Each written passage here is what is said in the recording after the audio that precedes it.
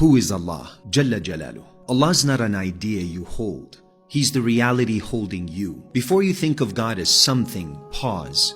Because everything already needs Him to exist. Allah is Al-Haq, the real. Everything else is borrowed reality. The Quran doesn't begin by telling you what Allah looks like. It begins by telling you who you're standing before. All praise belongs to Allah, Lord of the worlds. Not owner, not manager, Rabb, the one who nurtures, carries, grows, sustains, corrects, and never abandons. Allah is the one who knew you before you knew yourself, before your name, before your fears, before your sins, before even your excuses. Was I not your Lord, he asks? And your soul answered, Bala, yes, indeed. Before your tongue ever learned language, that yes is still echoing inside you. That's why your heart is restless. Allah is not far.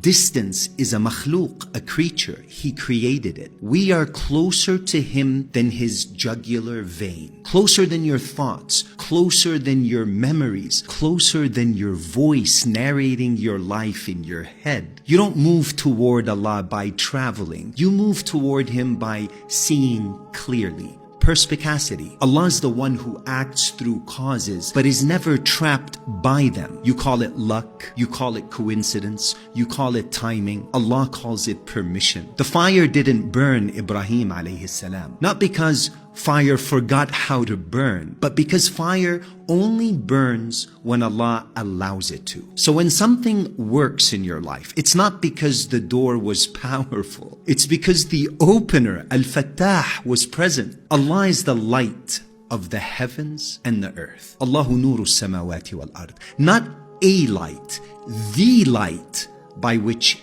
anything and everything is seen. Allah is Ar-Rahman, mercy before you deserve it, and Ar-Rahim, mercy after you mess it up. The Prophet sallallahu alaihi wasallam said, Allah's mercy outweighs His anger. Read that slowly. Not equals, outweighs. You think Allah's watching to punish you? Allah's watching you to return you to Him. Even your guilt is a form of guidance. Allah's not intimidated by your doubts. He created your intellect. Not offended by your questions, because He placed curiosity in you. Not shocked by your sins. He already knew the version of you that would fall and still created you. Why? Because Allah subhanahu wa ta'ala is not building perfect people. He's revealing who He is. Forgiver, restorer, guide. If you never fell, you would never know His name, Al-Ghafur. Allah is the one who answers before you ask. You say,